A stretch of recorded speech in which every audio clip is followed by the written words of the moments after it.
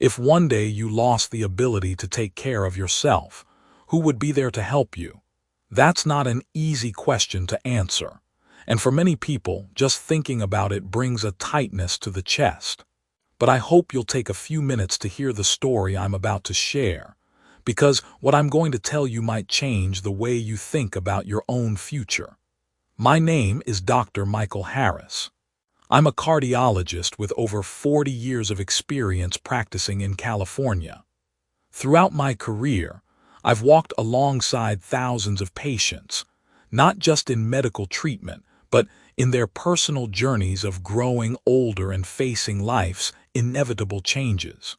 Like many, I used to believe that when we reach the later chapters of life, we're left with only two options: either live with our family or move into a long-term care facility. But a personal turning point shifted that belief entirely. I came to realize that, besides those two traditional paths, there's a third option, one that most people don't even know exists. An option that can lead to a life of independence, safety, and deep meaning, even in advanced age. And if we don't know this option exists, we might miss our last chance to live the kind of life we truly want. As we enter the later stages of life, most of us are presented with two seemingly clear options: live with family or move into a nursing home. But in reality, neither path is as simple or ideal as it may appear. I still remember the story of Mrs. Linda Thompson. She was in her early 80s, widowed, and in relatively good health. After living alone for a while, she moved in with her daughter's family. At first, everything felt warm and comforting: shared dinners, children's laughter echoing through the house, and daily gestures of care. But just a few months later, that sense of belonging began to fade. Her daughter and son-in-law were busy with work, and the grandchildren had packed school schedules. Linda, once surrounded by family, found herself alone most of the day. Differences in routine, lifestyle, and even ways of thinking made it hard for her to feel connected. Every time she tried to help around the house, her daughter would kindly say, "Mom, just relax. Let me handle it." Though well-meaning, those words gradually made her feel unneeded.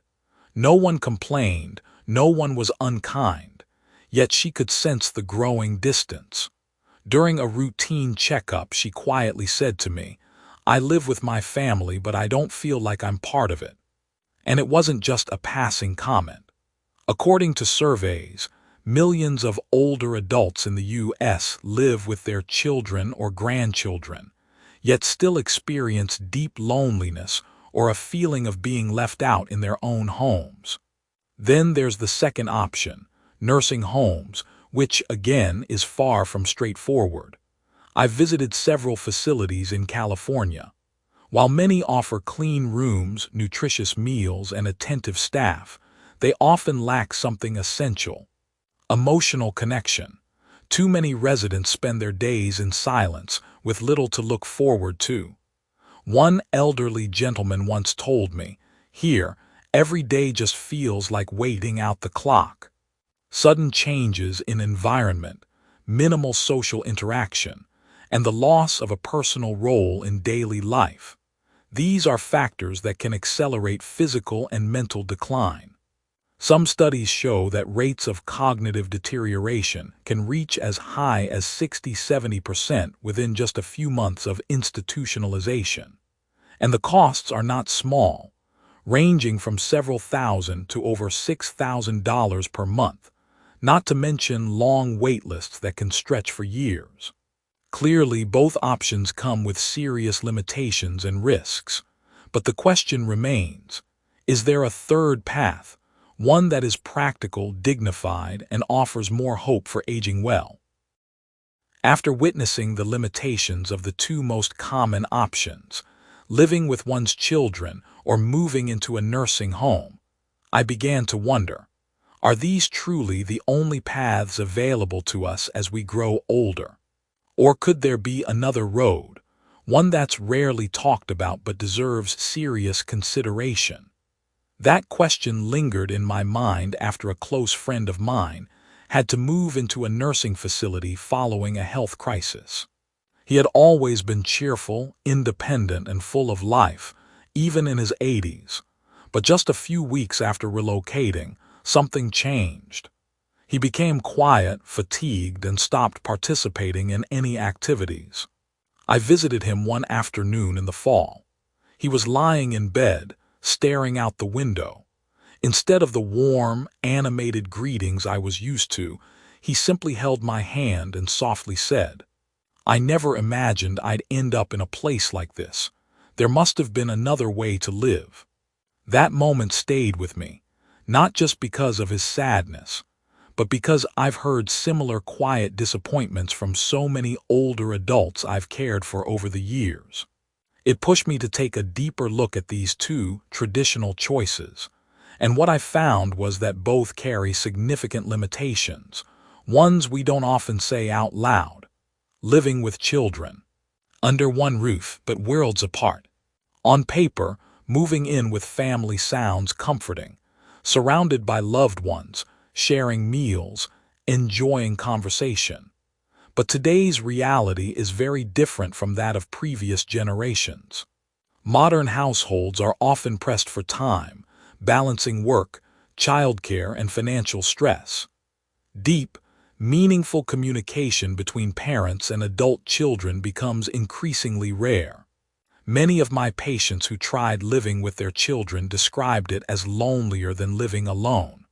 One of them, Alina, 78 years old, once told me, "I live with 3 generations under one roof, and yet no one really talks to me.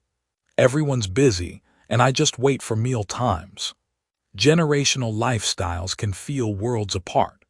The younger family members stay up late, work online, watch modern shows, and speak in ways that often leave older relatives feeling out of sync. Even well-meaning gestures, "let mom rest," or "we don't want to tire her out," can unintentionally sideline aging parents, making them feel like spectators in their own home. I'm not saying living with your children is the wrong choice, but it's not a one-size-fits-all solution. And most importantly, it requires emotional preparation and clear expectations for it to work well. Nursing homes. Safe and structured, but often soul-draining. The second common option, moving into a senior facility, offers many practical benefits. In the U.S., most nursing homes today are well-equipped, with medical staff on site, planned meals, private rooms, and community activities. But one thing that's rarely discussed is the emotional toll, specifically, the loss of personal freedom and deep human connection. I once visited a highly rated senior residence in Oregon. From the outside, it looked like a luxury resort. Pristine gardens, spotless hallways, friendly staff. But as I stepped into the common area, I was struck by the silence. Over 30 residents sat quietly, waiting for lunch, few speaking, few smiling. The day-to-day repetition made it feel like people weren't really living, but simply passing time. An 84-year-old gentleman once told me, "This place feels like the last train station. You just sit here, waiting for the final ride." More troubling, studies show that within 3 to 6 months of entering a care facility, many seniors begin to show signs of cognitive decline, depression, or mood changes. Not because of mistreatment, but due to the sudden environmental shift, lack of meaningful interaction, and repetitive routines that fail to engage the brain. Then there's the rigid schedule. Wake at 6 a.m. Breakfast at 7, exercise at 9, lunch at 12, rest at 2, dinner at 5. While orderly, this strips away autonomy. Residents can't choose their own routines, meals, or when they see loved ones. Life becomes something that happens to them, not something they direct, and we cannot ignore the financial burden. In states like California, New York, or Washington, monthly costs for a quality nursing home can range from $4,000 to over $7,000, excluding additional fees for rehab, medical care, or specialized support. For retirees living on fixed incomes or without long-term care insurance, this is an enormous strain. Many elders initially avoid burdening their families, only to eventually rely on them financially and emotionally, leading to unintended stress and tension. So I began asking myself, why is it that someone who spent a lifetime working hard, raising a family, and contributing to society is left with just two choices in old age? Become dependent on their children or sacrifice personal freedom in an institutional setting? Isn't it time we talked about a third option, one where older adults remain autonomous, receive support when needed, and still have the power to shape their daily lives and preserve their sense of purpose? When I first began exploring alternatives to the two traditional aging models, either aging alone at home or moving into a care facility, I came across a growing concept that's gaining attention in many communities: intergenerational home sharing. One story that left a strong impression on me was that of Margaret Lewis, a 78-year-old woman living in the suburbs of Portland, Oregon.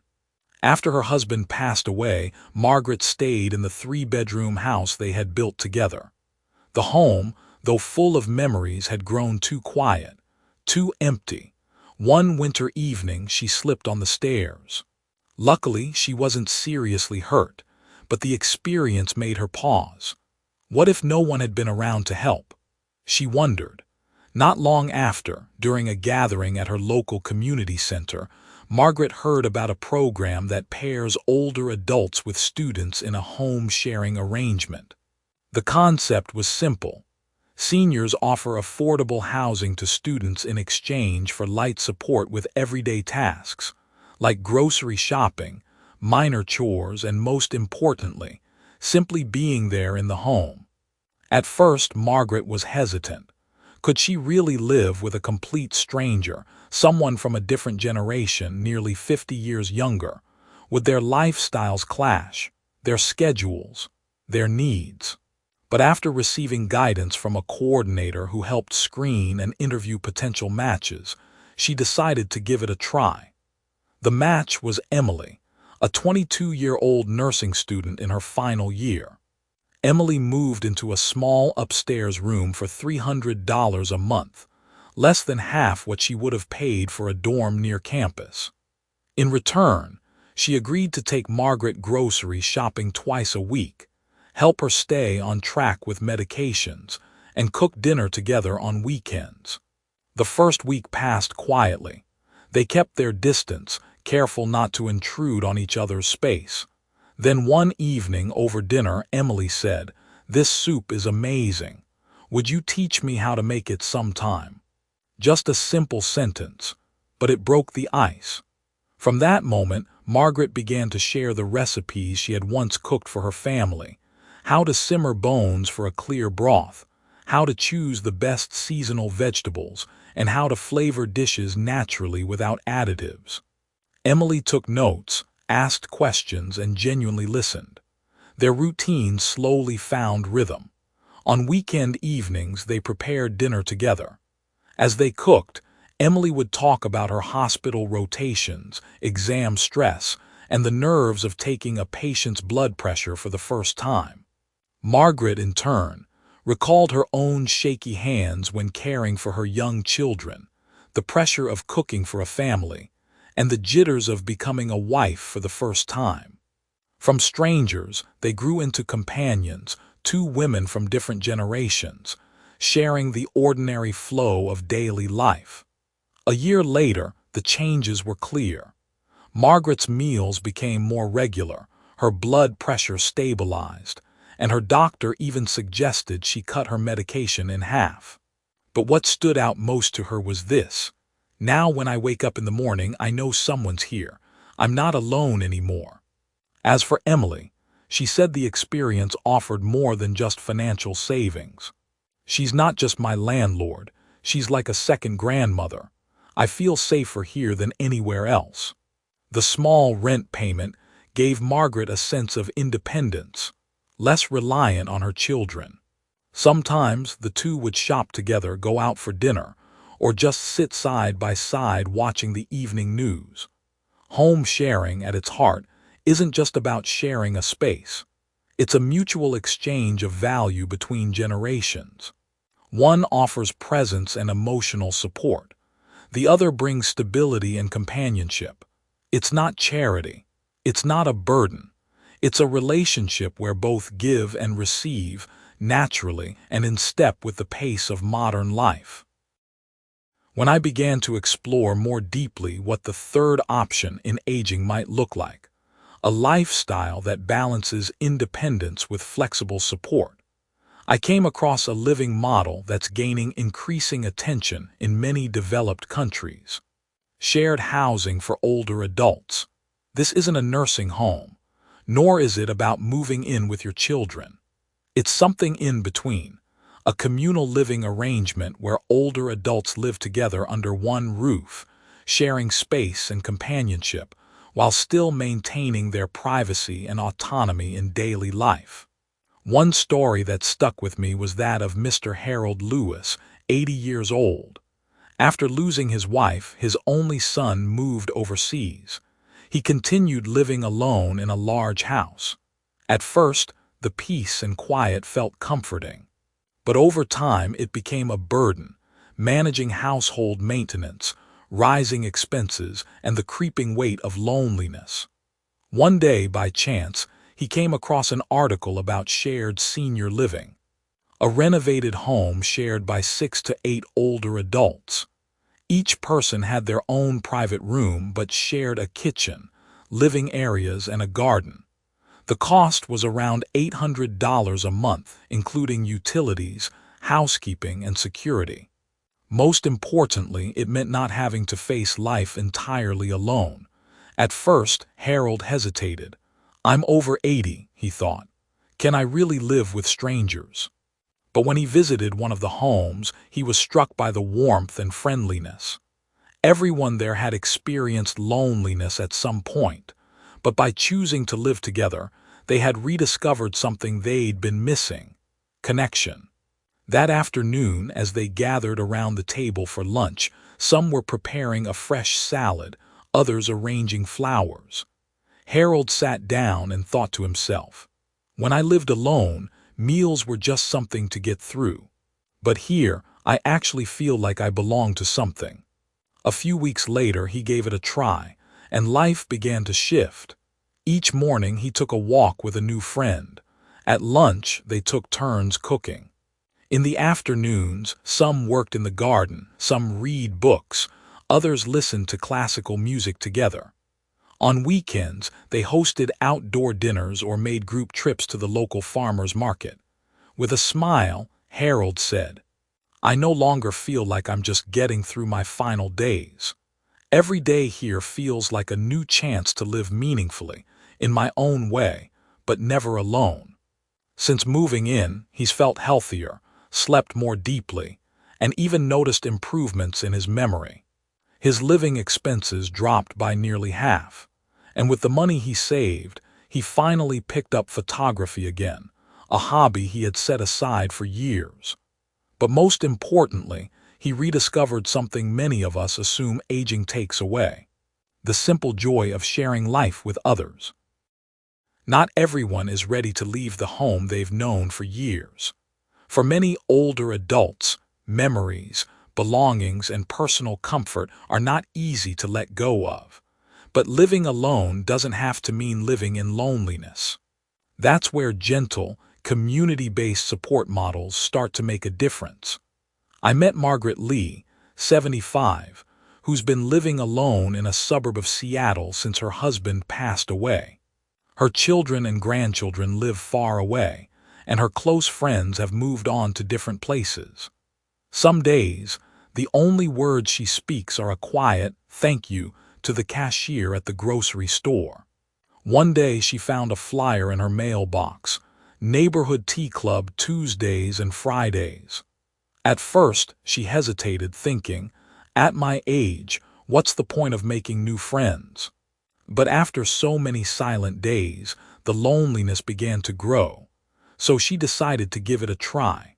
At her first visit, she walked into a small room behind a local church. A dozen older adults were sitting around a table, pouring tea and chatting. When she stepped in, they smiled and welcomed her warmly. One woman said, "Oh, we've got a new face. Don't be shy, all of us here know what it's like to be alone." Margaret laughed. She realized she wasn't the only one feeling lost. Many in the group had experienced loss, lived far from family, and were simply looking for something very basic: genuine connection with others. Within a few weeks, the group started a messaging chat to stay in touch. They began sharing little things from their day. "I'm heading to the store later. Does anyone need anything? I've got a doctor's appointment tomorrow. Anyone free to come with me? I'd rather not go alone. Just bake some cookies. Want me to bring a few over?" Those who were good with technology helped others make video calls to their grandkids. Those who could drive offered rides to the clinic. Some shared homemade meals. Others dropped by to check on someone recovering from surgery. One morning, William, 84, didn't open his curtains like he normally did. A group member noticed and gave him a call.